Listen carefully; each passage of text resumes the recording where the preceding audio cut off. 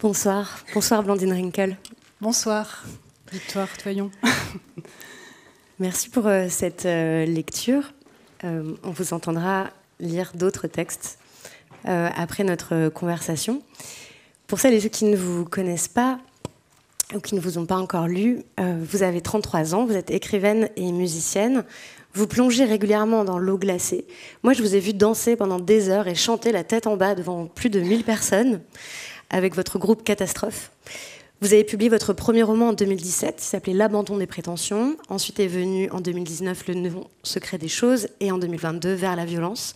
Et j'ai l'impression que vous écrivez tout le temps parce qu'on vous entend aussi écrire des textes à la radio, des lettres pour la RTBF, remplir des carnets et écrire de courts essais, de courts textes, par exemple un pour les très jeunes qui s'appelle « A-t-on encore le droit de changer d'avis ?», dans lequel vous posez cette question. Sur quoi avez-vous changé d'avis depuis? C'est devenu ma question favorite, je la pose tout le temps, en vous citant. Alors, vous avez fait paraître 3 romans, et puis là, voilà, c'est La Faille, qui n'est pas un roman, qui est défini comme un récit littéraire. Dans les pays anglo-saxons, on pourrait appeler ça un personal essay.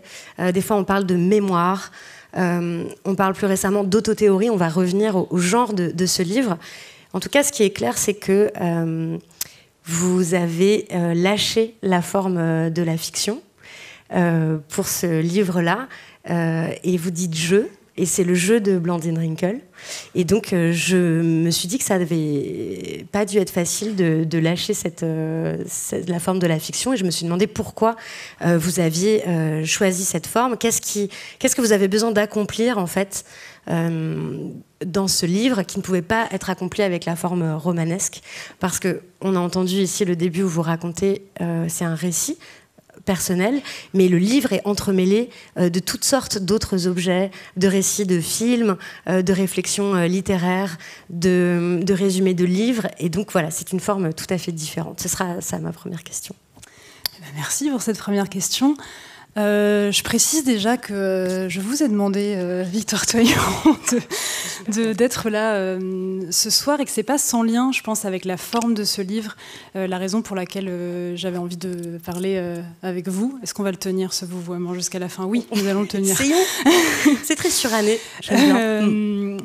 C'est-à-dire que je lis beaucoup de romans comme vous, je pense.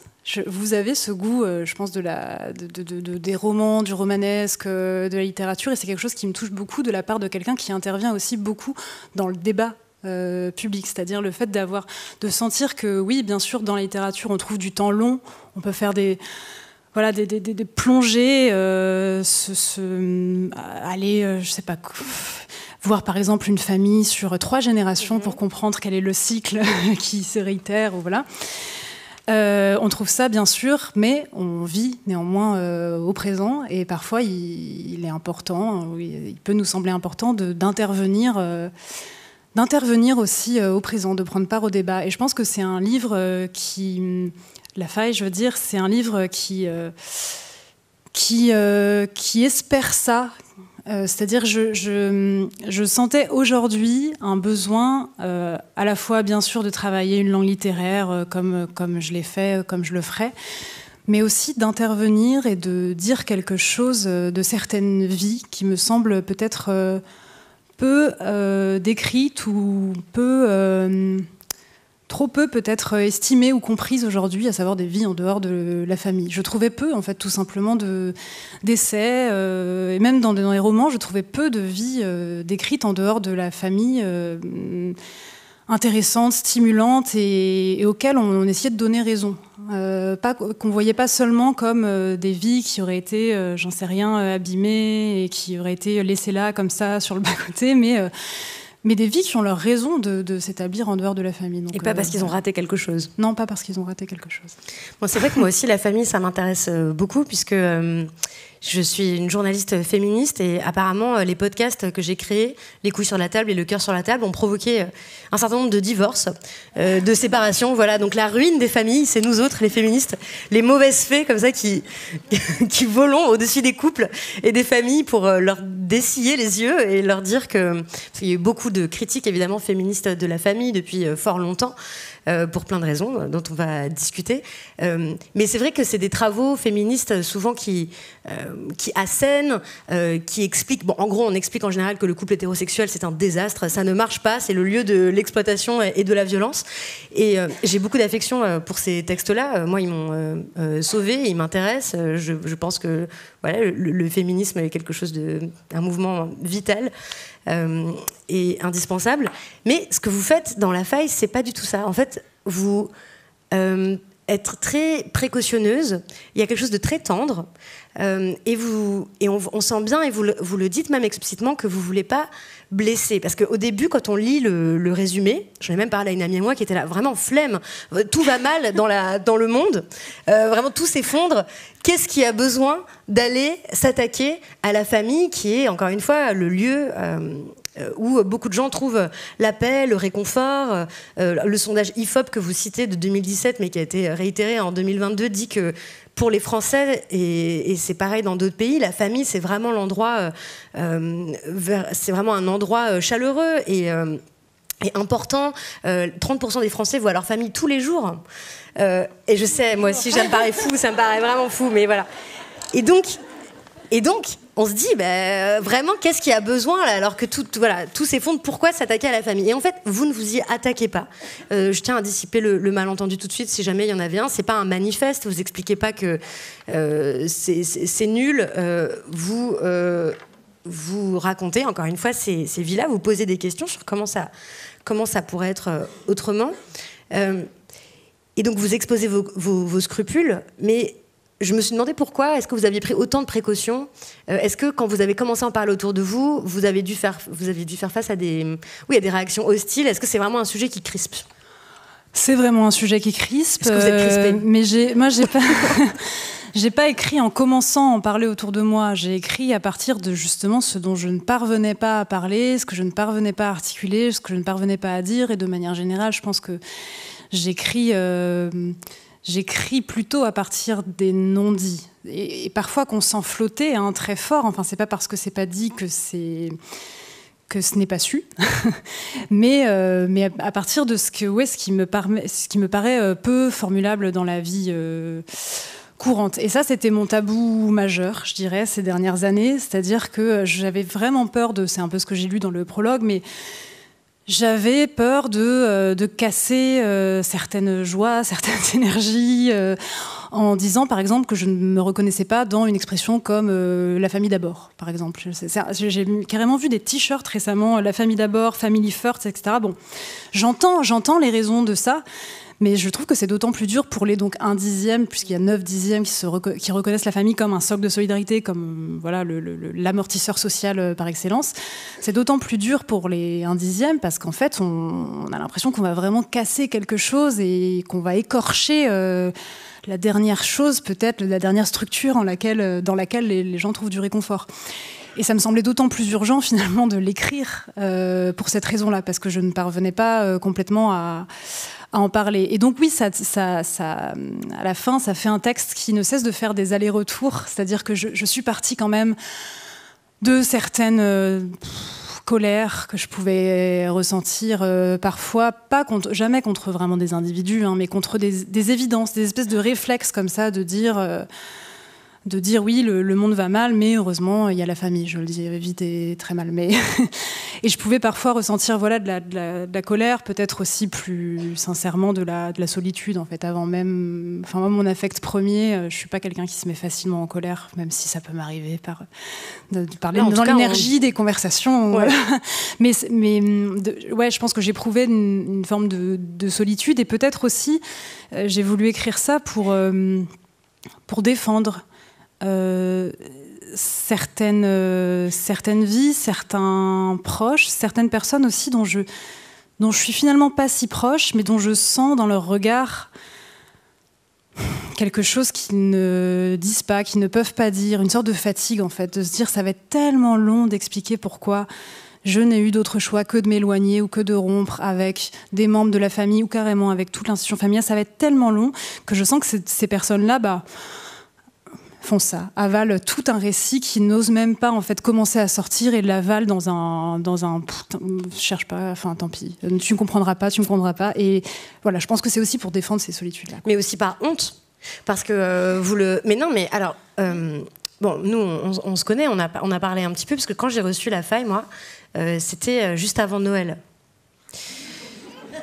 Et heureusement que vous me l'avez envoyé juste avant Noël, car moi, je fête plus Noël, en fait. Je parle plus à ma mère, mon père est mort, enfin, je fête pas Noël. En fait, moi, je vais dans un ashram, en général, pour Noël. Et ils fêtent quand même Noël, et il y a des logiques familiales dans l'ashram, donc tout ça est très bizarre, puisque en fait on se retrouve à rejouer des trucs familiaux. Parce qu'il y a par exemple il y a les portraits des fondateurs de l'ashram accrochés un peu partout. Pourquoi pas, c'est les gourous. Mais il se trouve que l'un d'entre eux a une affaire de violence sexuelle qui a été révélée, voilà. Et donc les mêmes logiques se sont retrouvés à l'ashram de silenciation des personnes qui avaient parlé, de mise à l'écart des personnes qui se révoltaient et de silence général parce que c'est Noël, parce qu'on va pas gâcher la fête.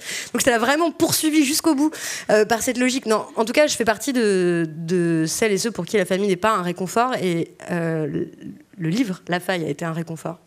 Donc merci beaucoup pour ça, de l'avoir écrit, parce que parfois, on raconte pas ça par lassitude ou flemme, mais aussi, je le disais, par honte. Et c'est ce que vous écrivez, on est soupçonné d'être des monstres.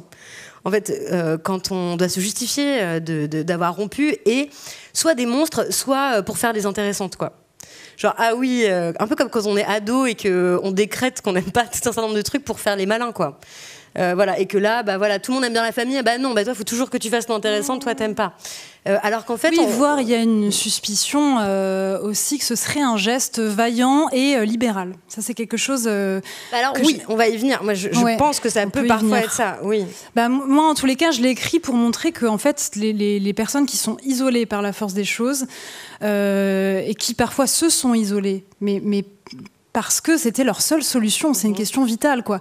Ne le font pas, c'est très rare en fait qu'on le fasse juste pour faire son intéressant, pour crâner. Enfin, je veux dire, j'ai jamais rencontré personne qui avait rompu avec sa famille pour faire la maline ou pour faire le malin. Enfin, je veux dire, je n'ai jamais rencontré ça. Et donc c'est aussi ce malentendu-là que je trouvais pénible, attristant, et voilà, dont j'avais envie de parler, enfin d'écrire, dont j'avais envie d'écrire. Je sais pas, c'est pas très français, mais. Ce que vous montrez aussi, c'est à travers plein d'histoires différentes de familles, c'est comment parfois, vous utilisez le verbe cadavériser, la famille, la norme, ça cadavérise, c'est-à-dire ça assèche les désirs qu'on a profonds parce qu'il faut obéir à la norme, parce qu'on pense qu'il faut agir de telle ou telle façon, ou alors même parce qu'on n'ose pas dire ce dont on a besoin, on n'ose pas dire... on n'ose pas demander, on n'ose pas briser un certain nombre de conventions. Qu'est-ce que vous avez brisé comme genre de conventions qui paraissent évidentes, ou quel genre de conventions ne sont pas, enfin, vous paraissent facilement déjouables et ne le sont pas pourtant? Qu'est-ce que j'ai brisé? L'évidence de l'autorité d'un père. C'est très concret, c'est-à-dire que c'est un livre qui s'interroge aussi beaucoup sur les récits qui nous tiennent les récits qui nous tiennent en famille, je veux dire, et qui formule ce récit-là, qui formule le récit majoritaire, le récit officiel. Dans mon cas, très clairement, le récit est un récit tenu par mon père, pour qui je garde de l'amour malgré moi, et je pense que j'en aurai jusqu'à la fin. Néanmoins, à partir du moment où j'ai commencé à écrire, mais dès mon premier roman en fait, je savais que je déjouais l'autorité de sa parole, l'autorité de sa manière de voir le monde et qu'il était censé transmettre. Et qui, en fait, Toni Morrison dans Beloved met en scène une scène de dispute entre un esclave et son maître. Je ne sais pas comment le dire. Oui, c'est comme ça qu'on dit. Hein. Ils ont une dispute, voilà, et rationnellement, il est évident que l'esclave a raison.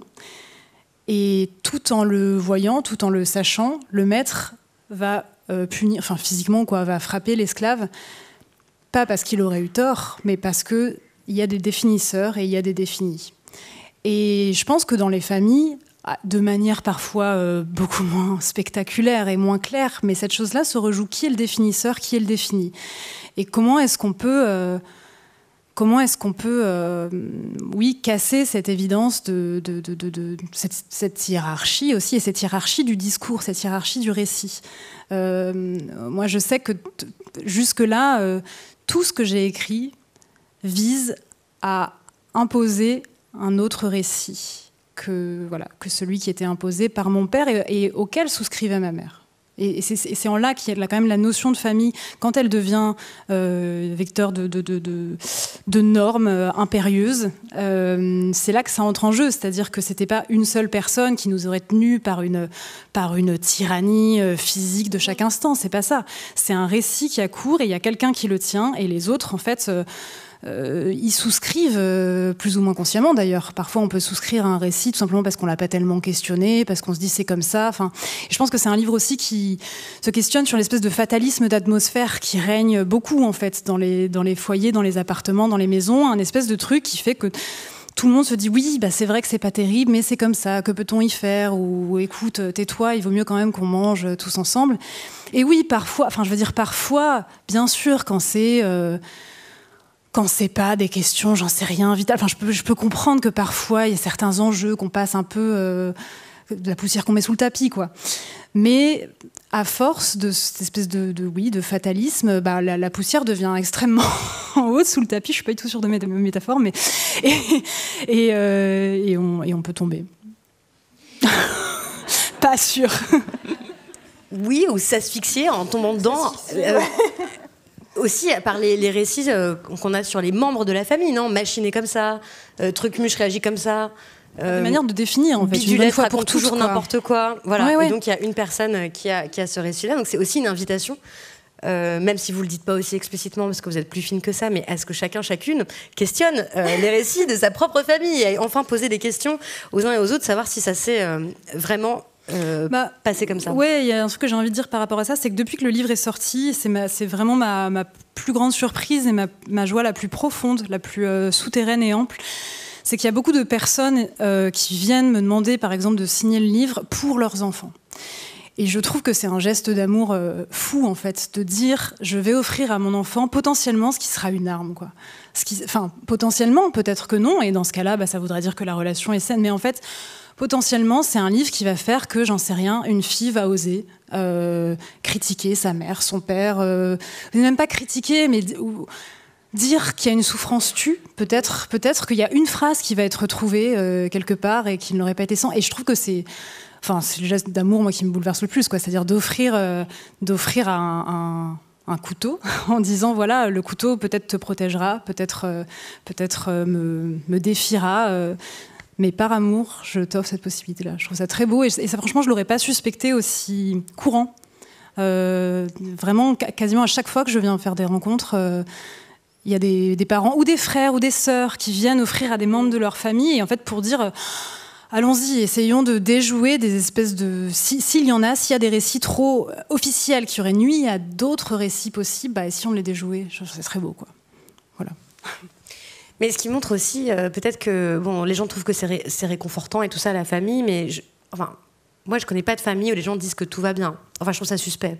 Donc, quand on peut y aller, et en général, tout ne va pas parfaitement bien, ça, les féministes le montrent aussi en gros, ce qui est répandu comme théorie, ce que les économistes, penseuses, essayistes, féministes montrent, les grandes critiques de la famille, et vous rentrez pas du tout là-dedans, hein, mais c'est que, en fait, la famille, c'est le lieu d'exploitation privilégié des femmes, hein, c'est-à-dire c'est l'endroit où se reproduit la force de travail.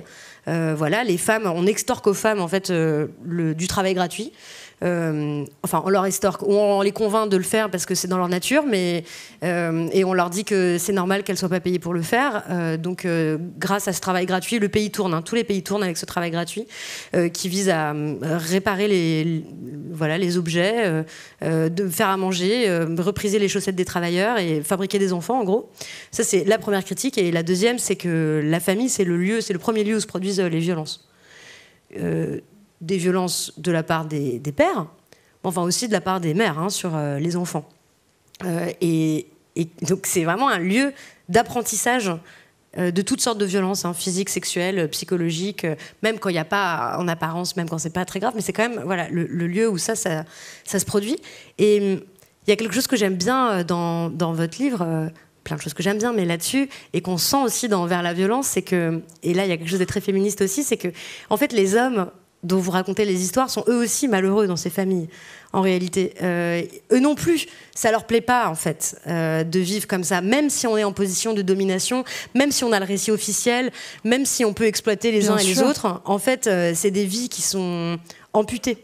C'est central, parce que je pense qu'il y a beaucoup d'hommes, d'une certaine manière, qui se sentent condamnés à être dominants. Enfin, je veux dire, condamnés à suivre, en fait, cette espèce de réflexe, et qui parfois, s'auto-intoxiquent. C'est quelque chose qui est très présent dans le texte, parce que je pars et parle à partir de ce que j'ai de plus intime, et que moi, ça a été longtemps mon réflexe, c'est-à-dire de m'auto-intoxiquer, je sais pas, mais en tous les cas de me faire violence à moi-même pour ne pas répondre à une violence que je sentais, etc. Enfin, que je sentais qui était là.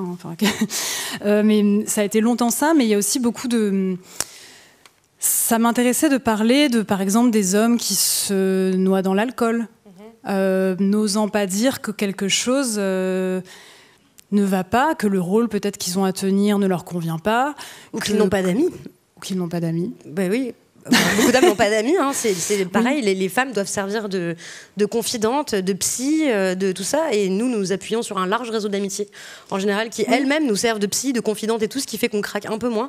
Mais c'est pas que des vues d'esprit, c'est assez documenté. Beaucoup d'hommes n'ont pas d'amis, en fait. Ou plutôt pas d'amis avec qui parler, se confier, décharger.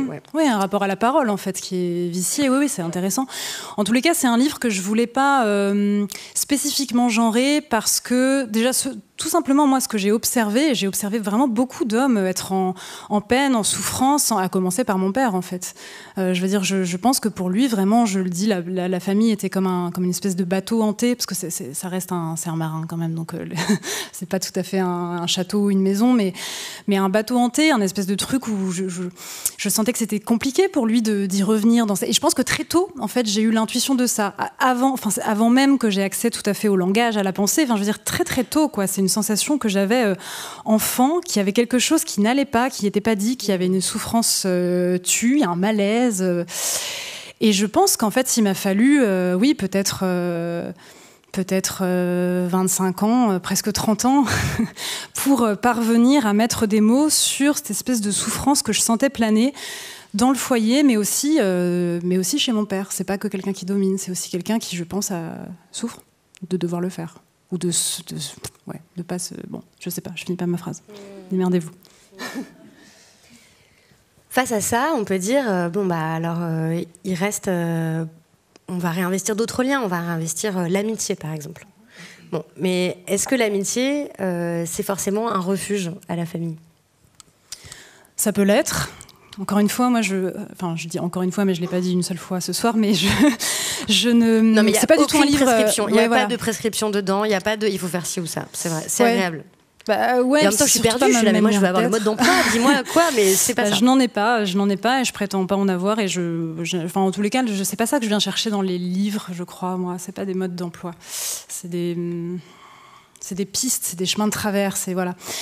Dans mon cas, bien sûr que mes amis sont très importants, ont bien des fois aussi été témoins de ma souffrance et que je pense avoir été témoin de la souffrance d'autres amis. Et ça, je pense que c'est un vrai truc, quoi, d'être témoin de la souffrance de l'autre dans sa famille quand on est en dehors du cercle.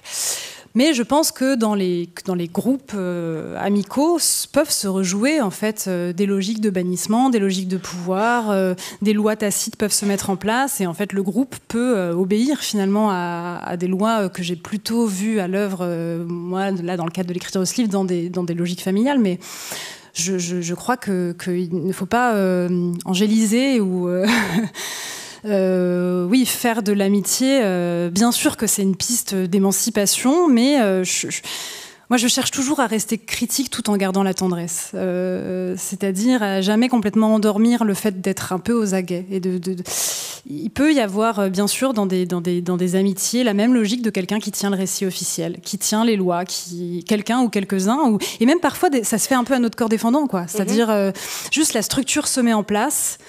Et puis on ne sait plus trop qui a décidé de quelles lois étaient les plus justes. Oui, dans des entreprises, ça fait aussi ça, ou aussi dans des communautés. Moi, j'ai vécu dans une communauté autogérée en Andalousie, quand j'avais 25 ans, avec 50 personnes qui vivaient là depuis fort longtemps, qui n'avaient pas de liens familiaux les uns avec les autres, et pourtant, alors vous allez dire c'était une secte, pas du tout, enfin un peu ça. Non, et pourtant, en fait, il y avait des logiques familiales, les mêmes logiques familiales, mais en fait, ce que j'ai appris là-bas, enfin en tout cas, ce qu'ils m'ont appris, c'est que on projette sa famille un peu partout. Jusqu'à ce qu'on voit jusqu'à ce qu'on comprenne en fait d'où on vient et quelle est notre famille. En fait, on la projette tout le temps. Et donc, on cherche à faire jouer les mêmes rôles à des gens dans notre vie.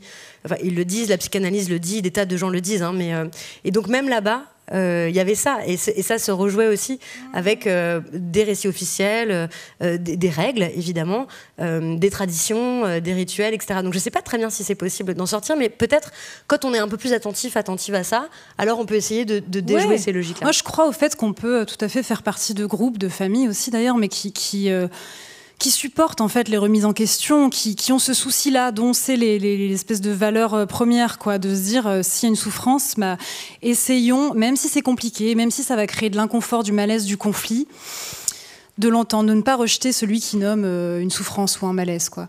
Et j'avais adoré à ce titre un livre de Elsa Marceau, Faire justice, qui montrait que il y a toujours une première phase quand on rejoint un groupe, quand un groupe se consolide, qui est une lune de miel en fait, où on se dit ça y est, on a trouvé. Et puis il y a une deuxième phase où des conflits commencent à émerger, des désaccords commencent à émerger, tout simplement des manières de voir un peu différentes en fait commencent à s'affirmer.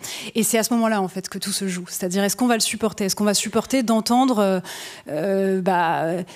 on croyait être face à je sais pas quoi, une sœur retrouvée. Est-ce qu'on va supporter d'entendre que la sœur n'est pas tout à fait en accord avec nous sur tel ou tel sujet, et ça demande, je crois, un peu de courage, quoi, d'entendre un désaccord et de l'entendre pour ce qu'il est, et de pas le réduire, et de pas partir, de pas éjecter celui qui nomme une souffrance ou un désaccord ou un malaise ou un conflit, voilà. Bon, là on fait que des critiques sur toutes ces formes, mais il y a aussi une célébration dans plein de pages, moins une célébration que en fait vous nommez ce qui se passe dans ces relations, dans ces amitiés, et vous soulignez que vous faites remarquer que il y a différentes sortes d'amour qui existent, que on manque de mots aussi pour nommer ces autres relations hors de la famille, à tel point qu'on se sent obligé d'emprunter au vocabulaire de la famille pour signifier que telle ou telle relation est super importante. C'est mon frère, c'est le sang, c'est la MIF, et tout ça. Et donc, vous citez Musil qui dit qu'il y a certaines amitiés qu'on devrait décrire les amitiés comme des organes. Ouais. Et vous, il y a certaines amitiés que vous comparez à des paysages. Il y a votre ami. J'aime bien cette idée Georges. Que les amours, les amitiés nous ouvrent des mondes, quoi. C'est une idée de Deleuze en fait, hein, mais qu'en fait on aime quelqu'un parce qu'on aime le monde, on aime le paysage qui va nous permettre d'explorer. Je crois beaucoup à ça, et c'est vrai que je trouve un peu triste, même si bien sûr j'en vois les raisons, hein. Je vois très bien pourquoi on appelle son ami son frère, son ami sa sœur, c'est pour marquer une intensité. Je trouve ça très beau, mais c'est vrai qu'il y a toujours une hiérarchisation des relations et comme si tout ce qui compte devait être rallié à la famille. Et je sais pas, je pense que la famille peut vraiment compter, que ça peut être vraiment très fort pour quelqu'un, et qu'en même temps un ami, moi mes amis sont mes amis et mes amours sont mes amours et mes amants sont mes amants, et j'ai envie de donner de la force, et il faudrait beaucoup plus de mots pour décrire des relations. Est-ce qu'il y a des nouveaux mots que vous utilisez pour décrire certaines relations? J'ai bien aimé, mais c'est vraiment en écrivant ce livre, découvrir comment on nomme en fait les animaux qui se regroupent, parce qu'en fait le mot famille n'est pas employé par les ethnologistes pour nommer, j'en sais rien, des lions qui sont ensemble. On ne dit pas que c'est une famille de lions, on dit que c'est une fierté. Beau, non? Les corbeaux, c'est quoi les corbeaux? Des murmures? Non, ou des méchancetés, je sais plus. Je sais plus pour les corbeaux, il faudra vérifier. Des méchancetés, je crois. Ouais, je crois que c'est ça.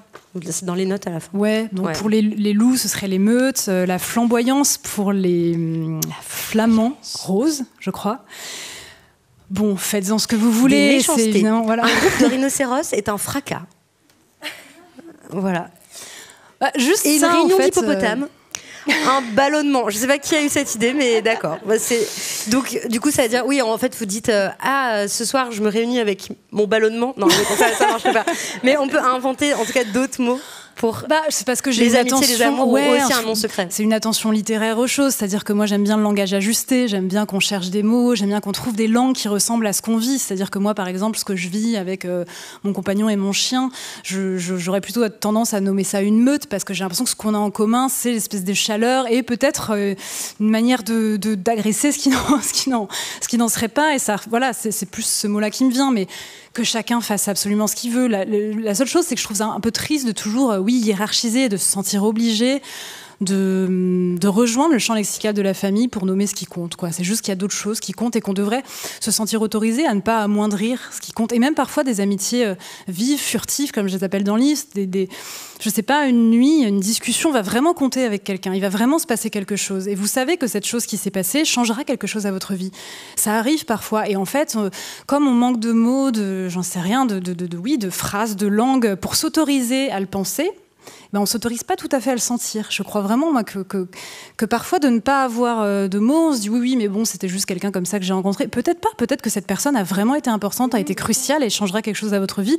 Et il me semble qu'on devrait plus s'autoriser à rendre grâce à Dieu. Non, pas du tout. Non, mais à des relations. Et à les décrire. Et à dire pourquoi cette amitié, elle est importante. Oui. Pourquoi cette... oui. Ouais. Et sans avoir honte, en fait, oui, c'est-à-dire, c'est toujours la norme, quoi. Pourquoi parfois des relations avec des animaux, par exemple. Des relations avec des animaux, j'en sais rien. Moi, récemment, il se trouve que j'ai assisté à l'agonie d'un pigeon.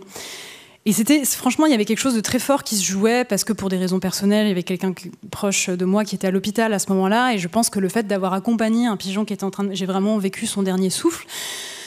Quelque chose se jouait dans le dernier souffle que je partageais, j'ai vu le pigeon le pousser. Quelque chose se jouait pour moi de très important, parce que ça me renvoyait par association au souffle de quelqu'un que je n'accompagnerais sans doute pas à l'hôpital.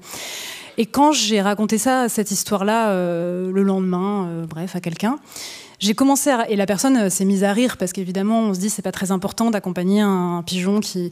Et j'ai compris bien sûr ce sourire, je suis pas... je voyais bien d'où il venait, et en même temps j'avais pas envie de revenir sur mon récit et de l'amoindrir et de dire oui bien sûr c'était qu'un pigeon. À ce moment-là, ça a été important, et j'ai envie de restituer ça avec l'importance que ça a eu. J'ai pas envie de devoir en avoir honte ou m'excuser ou amoindrir ce que j'ai éprouvé, quoi. C'est important de nommer, de décrire, mais moi j'ai une approche assez matérialiste quand même, aussi comme féministe marxiste là.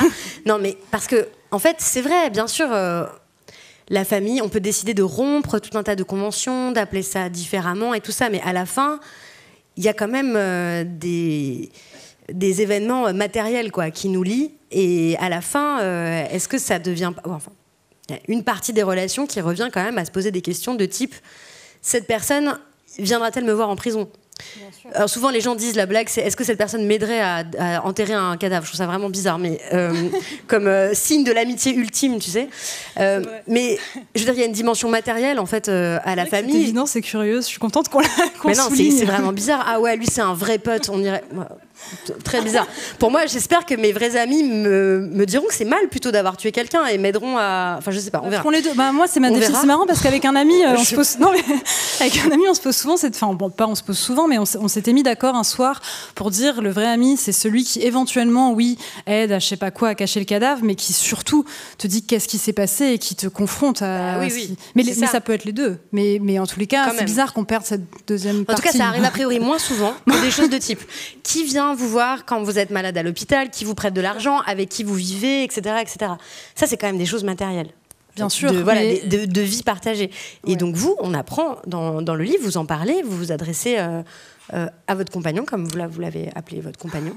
Parce que ça aussi, c'est tout un truc, quel est le mot correct pour désigner la personne avec qui on vit un couple, qui est encore un autre mot miné. Est-ce que c'est compagnon, partenaire, amoureux, etc. Moi, copain, j'aime bien, mais j'ai l'impression que c'est bizarre, non? Ça aussi, c'est bizarre. Je sais pas, j'aime bien on partage le pain, quoi. Ouais, c'est pas mal. Non, mais c'est vrai. Oui, parce que c'est aussi ça qui est la personne avec qui on mange le plus souvent. Bien sûr. Des faits matériels. Et donc, vous... Non, mais c'est vrai. C'est important. Et ça coûte aussi de rompre, de couper avec sa famille, etc. Et c'est quelque chose qui n'est pas nié dans le livre. C'est-à-dire il y a un chapitre sur le coût économique. Oui. Le coût, bien sûr, aussi plus intime, plus je sais pas quoi, même parfois métaphysique. Mais c'est un coût économique. Oui. Enfin, moi, j'avais été très sensible à une phrase d'Édouard Louis dans Monique Sévade, un de ses derniers livres, où il disait combien de femmes changeraient de vie si elles obtenaient un chèque. Je trouve que c'est une vraie question. Ah bah c'est... Oui, et même elle est très vite répondue. Pardon, oui, ça c'est sûr. Ça c'est évident. Non mais c'est un des grands problèmes, hein, c'est que les métiers féminins ne sont pas assez rémunérés. Donc en fait, beaucoup de femmes restent coincées dans des couples impossibles et violents. Et c'est sûr, c'est évident. Et donc là, effectivement, tout le monde n'a pas les moyens de quitter sa famille. Mais aussi, ça repose la question de avec qui on est en famille, qu'est-ce qu'on fait? Parce que donc vous racontez la vie matérielle aussi que vous menez. Vous avez brisé un certain nombre de conventions. Voilà, par exemple, bon, c'est anecdotique, mais votre frigo est dans votre salle de bain.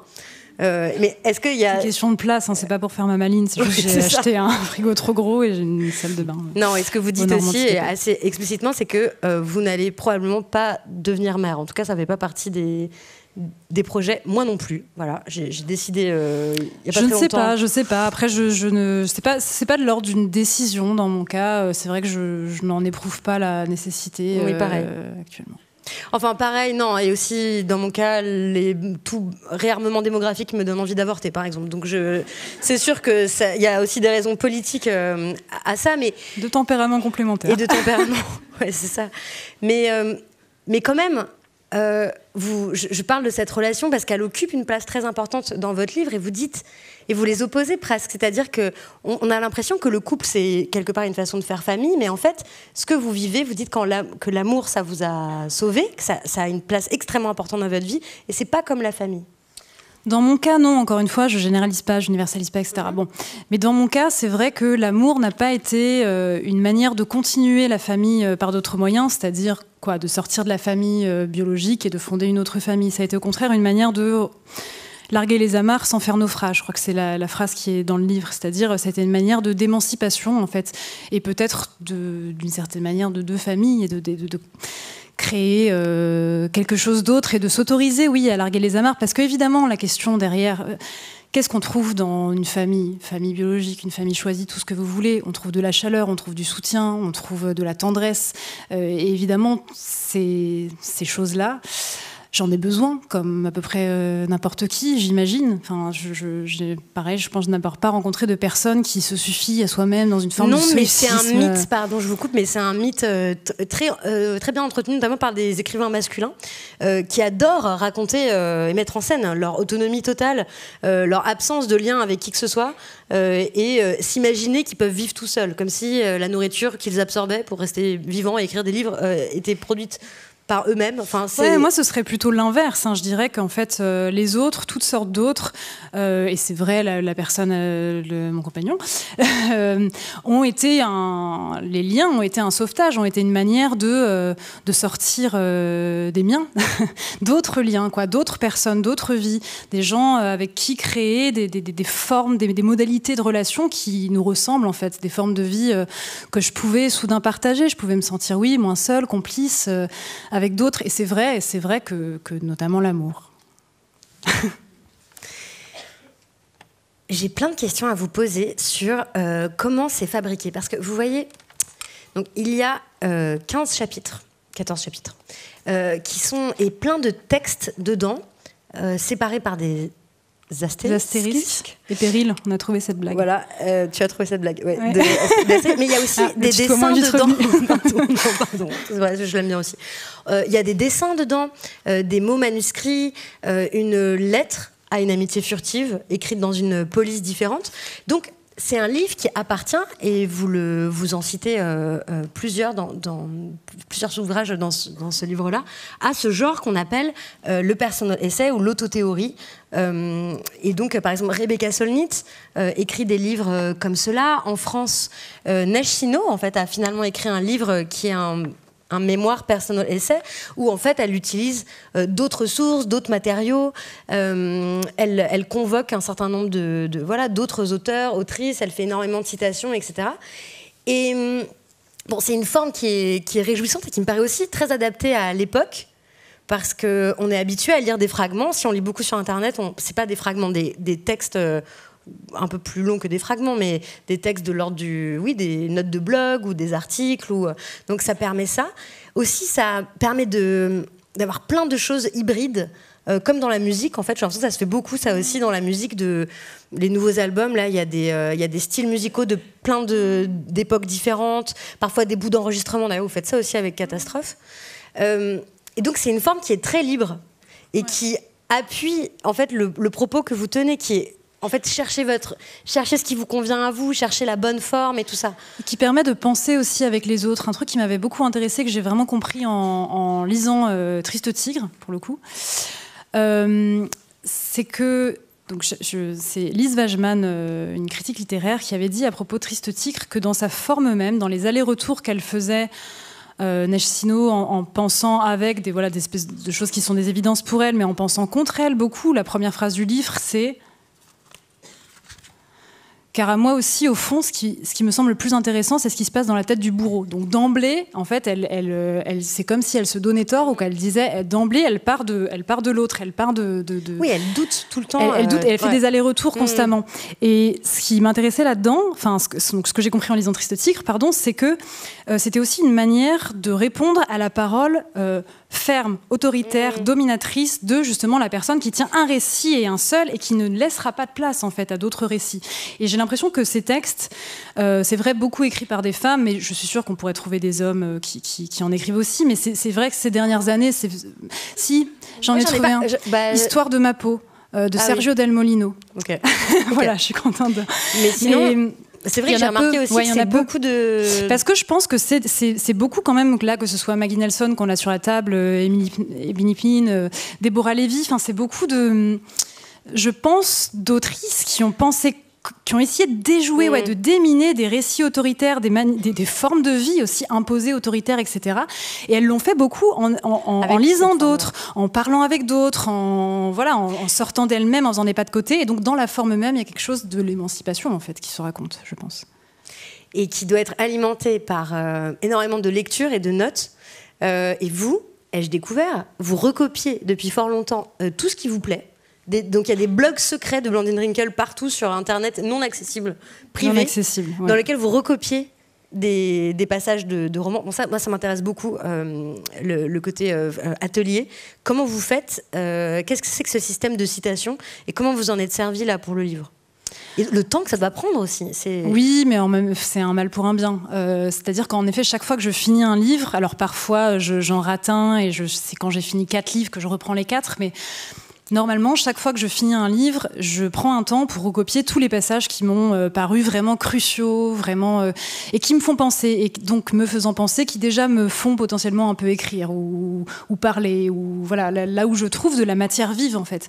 Et je l'ai recopié. Ça, je pense que je le fais depuis bien 15 ans.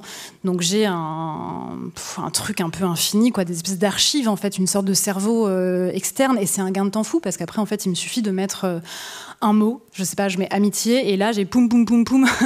En 2011, Virginia Woolf avait dit tel truc sur l'amitié, et en fait, ce qui m'avait paru saillant, et ce qui m'a fait penser, avancer, ce qui m'a rendu à la vie, revient sous mes yeux très vite, quoi. Donc c'est très pratique de fonctionner comme ça. Et après, je fonctionne avec des carnets, les voici. Enfin là, c'est les 2 en cours. Ça, c'est un carnet où tous les matins, je note la date et je note quelques, j'en sais rien, pensées, un film vu la veille. Je sais pas, peut-être demain, je mettrai hier Victoire Toyon, 2 points, elle me regardait avec des yeux étincelants. Son regard brillait. Non, des idées quand même un peu plus singulières que ça, mais parfois vraiment c'est 3 notes, c'est rien quoi. Parfois j'ai pas le temps. Ouais. Mais par contre je le fais vraiment tous les jours quoi. Je prends mon café et je note quelques trucs à faire aussi parfois. C'est un espèce de briquet de broc, donc voilà, ça c'est là-dedans. J'ai un autre carnet avec, il est marqué journaux dessus. Et là, en fait, je découpe volontiers des... Je sais pas si on voit, mais je découpe des bouts d'articles, des mots aussi que je connais pas, des chiffres dont je parviens pas à me souvenir, des articles qu'il faudrait que je lise. Et donc ça, c'est pareil. Je pense que c'est juste une manière de faire... la pensée en cours arrive sur le papier, et donc quand je rouvre, oh là là, je me suis fait incendier sur la librairie Mola parce que j'ai dit réouvre. Non, rouvre. Non, quand je rouvre mon carnet, je tombe par exemple, regardez, sur Omusubi, le restaurant qui noue des liens. Au Japon, la solitude frappe surtout les personnes âgées qui perdent leurs liens avec la société. Et il y a des restaurants qui ont ouvert et qui s'appellent les Omusubi, parce que Omusubi en japonais veut dire nouer des liens. Par exemple, ça, c'est assez directement lié à ce dont on parle. Et je tombe dessus comme ça, en ouvrant mon carnet. Donc c'est vraiment je suis pourtant très peu matérielle, au sens où il n'y a pas beaucoup d'objets auxquels je tiens. J'ai pas un appartement très décoré. Enfin voilà, la vie domestique est encore un petit nœud ou un impensé, ou je sais pas. Mais par contre, les carnets, les journaux, je dors dessus littéralement parce qu'en fait Oui, j'ai vu une photo de vous avec un tiroir rempli de carnets comme ça. C'est super. En fait, j'ai un lit énorme. Ouais. J'ai un lit où il y a des tiroirs en dessous, quoi, et je dors sur du coup tous les carnets c'est beau. En cours ou achevés. Enfin voilà, c'est la seule chose que de tous mes déménagements j'ai toujours emporté. À la fin du livre, il y a une première annexe. C'est très généreux, vraiment, parce que, en fait, du coup, on voit, il y a plein de films que j'ai pas vus, mais j'ai l'impression de les avoir vus grâce à votre récit. Oui, ça. C'est vraiment chouette. Ouais, mais ça spoil aussi. Et à la fin, il y a cette annexe avec 50 livres où il fait bon d'habiter. Donc... j'ai pas dit où il fait bon. Hein. Non. Ou habiter. Ou habiter. C'est pas toujours agréable, c'est vrai. Parfois, on habite un temps et puis on en part. Il y a beaucoup de références à des films, à des conversations, et très peu de références à des chansons. C'est vrai. Ce qui est étonnant pour une... Parce que je crois que pour moi, la musique, c'est très physique. C'est avant tout vraiment... Ouais, je pense que je ne réfléchis pas à partir de musique. Et c'est ça que j'aime tant, d'ailleurs, dans la musique. C'est que c'est physique, c'est instinctif, c'est de la voix, c'est du corps, c'est du désir. Mais je n'intellectualise pas le plaisir que je prends dans la musique, je crois. Mais aussi, on s'est demandé s'il y avait des chansons qui auraient résonné avec ces propos-là. Et en fait, on a cherché, on n'a pas trouvé beaucoup de chansons. Peut-être que c'est un thème moins sur la famille, peut-être que c'est un thème moins poétique. Alors, quand même, sur des amours différents, il ne rentre amitiés pas ce soir, c'est qui? Eddie Mitchell. Il y en a quand même. Hein. Là, par exemple, ça m'est venu tout de suite, donc je pense qu'il y en a pas mal. Mais tout simplement un travail que nous n'avons pas poussé. Oui, c'est vrai. Je crois qu'on aimerait entendre d'autres extraits, et je crois qu'il est temps aussi d'entendre d'autres extraits en musique, alors. Et des chansons. Merci beaucoup. Merci, Victoire.